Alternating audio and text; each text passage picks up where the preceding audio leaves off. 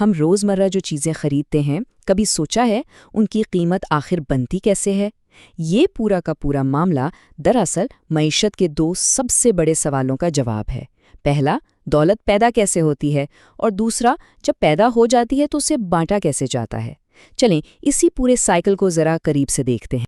تو سب سے پہلا سوال، بالکل بنیادی سوال، وہ یہ ہے کہ آخر یہ دولت، یا جسے ہم اکنامک ویلیو کہتے ہیں، بنتی کیسے ہے؟ اور ہاں، جب دولت بن جاتی ہے تو پھر اگلا اور اتنا ہی اہم سوال سامنے آتا ہے کہ اچھا، اب اس کی تقسیم کیسے ہوگی؟ کس کو کیا ملے گا، کتنا ملے گا، اور کیوں ملے گا؟ ٹھیک ہے، تو کہانی کے پہلے حصے سے شروع کرتے ہیں۔ سوال یہ ہے کہ دولت بنتی کیسے ہے؟ آخر وہ کون سے بنیادی اجزاء ہیں، وہ انگریڈینٹس کیا ہیں جن کے بغیر کوئی بھی معاشی پیداوار ہو ہی نہیں سکتی؟ اور بتائے کیا، یہ صرف 4 ہیں۔ جی ہاں، صرف 4۔ پوری معیشت، ایک چھوٹی سی سوئی سے لے کر بڑی سے بڑی فیکٹری تک، سب کچھ بس انہی 4 بنیادی چیزوں پر کھڑا ہے۔ انہیں ہم عاملین پیدائش، یا آسان لفظوں میں فیکٹرز آف پروڈکشن کہتے ہیں۔ دیکھیں، یہ ٹیبل جو ہے نا، یہ ایک طرح سے پورے معاشی نظام کا نقشہ ہے۔ یہ بتاتا ہے کہ پروڈکشن میں شامل ہر فیکٹر کو اس کے کام کا ایک خاص معاوضہ ملتا ہے، جیسے زمین کے لیے لگان یعنی رینٹ، محنت کے لیے اجرت یعنی ویج، سرمایہ یعنی کیپٹل کے لیے سود یعنی انٹرسٹ، اور آخر میں تنظیم یعنی آرگنائزیشن کو ملتا ہے منافع یعنی پروفٹ۔ آئیے اب ان سب کو ایک ایک کر کے ڈیٹیل میں سمجھتے ہیں۔ تو سب سے پہلے بات کرتے ہیں زمین کی۔ اب دیکھیں، معیشت میں زمین کا مطلب صرف کوئی کھیت یا پلاٹ نہیں ہوتا، بلکہ قدرت کی طرف سے ملنے والی ہر وہ چیز جو پیداوار میں استعمال ہو سکتی ہے، وہ زمین ہے۔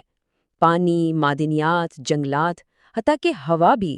اور ایک خاص بات، یہ خود سے کچھ پیدا نہیں کرتی، اسی لیے اسے ایک غیر فعال یا پیسو فیکٹر کہا جاتا ہے۔ اور دیکھیں، جو ہمارا سورس مٹیریل ہے وہ بھی اسی بات کو کنفرم کر رہا ہے کہ زمین صرف سطح نہیں، بلکہ وہ تمام قدرتی وسائل ہیں جو زمین کے اوپر، نیچے یا فضا میں پائے جاتے ہیں۔ اچھا، زمین کے بعد دوسرا فیکٹر ہے محنت۔ بڑی سمپل سی بات ہے، یہ انسانی کوشش ہے۔ اب چاہے وہ ایک مزدور کی جسمانی مشقت ہو یا ایک سائنٹسٹ کی ذہنی صلاحیت، دونوں محنت ہے۔ اور کیونکہ یہ کوشش انسان خود کرتا ہے، اس لیے یہ ایک فعال یعنی ایکٹیو فیکٹر ہے۔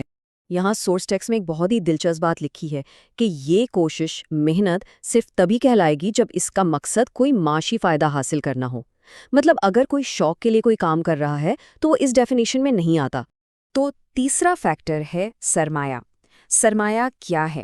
وہ تمام انسان کی بنائی ہوئی چیزیں جو مزید دولت بنانے میں ہیلپ کرتی ہیں۔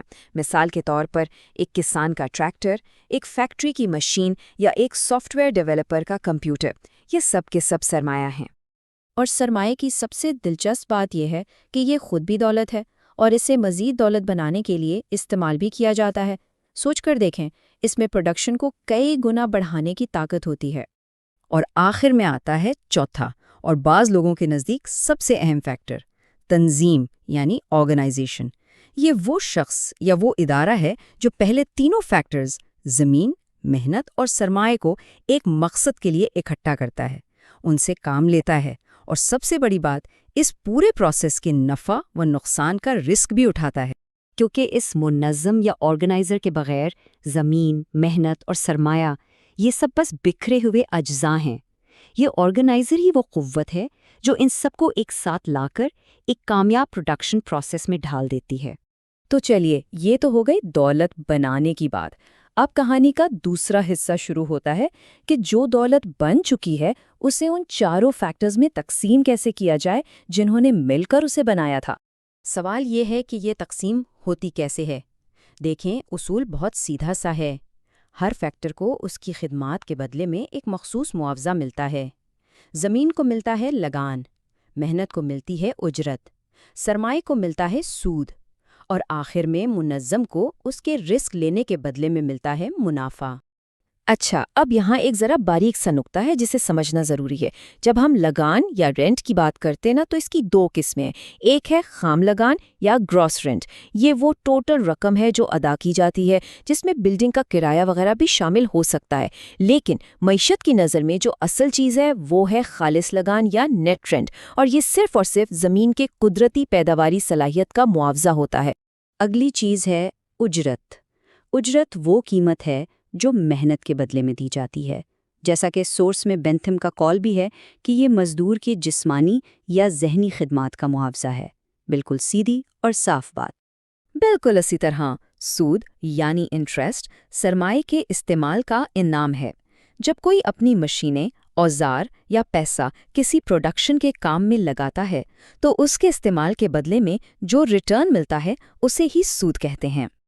اور پھر آخر میں آتا ہے منافع۔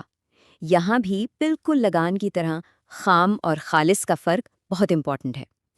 خام منافع یا گراس پروفٹ وہ ساری رقم ہے جو بزنس کے مالک کو ملتی ہے، لیکن خالص منافع یا نیٹ پروفٹ وہ بچ جانے والی رقم ہے جو تمام اخراجات نکالنے کے بعد صرف اور صرف آرگنائزر کو اس کے رسک لینے کے انعام کے طور پر ملتی ہے۔ تو چلیے اب ان دونوں حصوں کو یعنی دولت کی پیدائش اور اس کی تقسیم کو آپس میں جوڑ کر پوری تصویر دیکھتے ہیں اور سمجھتے ہیں کہ آخر یہ ماڈل اتنا بنیادی ہے کیوں۔ تو ہوتا کیا ہے، یہ سب مل کر ایک مسلسل چلنے والا سائیکل بناتے ہیں۔ ایک آرگنائزر پروڈکشن شروع کرتا ہے، اس سے آمدنی پیدا ہوتی ہے، پھر یہ آمدنی لگان، اجرت، سود اور منافع کی شکل میں لوگوں میں تقسیم ہو جاتی ہے، اور پھر یہی پیسہ جب لوگ مارکیٹ میں خرچ کرتے ہیں تو یہ اگلے پروڈکشن سائیکل کا ایندھن بن جاتا ہے، اور یہ سائیکل چلتا رہتا ہے۔ تو اس پوری گفتگو کا نچوڑ کیا ہے؟ چند اہم باتیں ہیں۔ پہلی کہ تمام معاشی پیداوار انہی 4 بنیادی فیکٹرز پر ٹکی ہوئی ہے۔ دوسری کہ ہر فیکٹر کو اس کی حصے کا معاوضہ ملتا ہے۔ تیسری اور سب سے اہم کہ دولت بنانے کا عمل اور اسے بانٹنے کا عمل یہ ایک ہی تصویر کے 2 رخ ہیں۔ یہ وہ بنیادی ڈھانچہ ہے جس کے بغیر ہم کسی بھی معیشت کو ٹھیک سے سمجھ ہی نہیں سکتے۔ لیکن یہاں ایک سوال ضرور اٹھتا ہے، اور یہ ہم سب کے سوچنے کے لیے ہے۔ آج کی ڈیجیٹل دنیا میں جہاں ڈیٹا اور انفارمیشن جیسی چیزیں شاید سب سے قیمتی سرمایہ ہے، کیا یہ 4 کلاسیکل فیکٹرز اب بھی پوری کہانی بیان کرتے ہیں، یا پھر وقت کے ساتھ کوئی 5واں فیکٹر بھی اس کھیل میں شامل ہو چکا ہے؟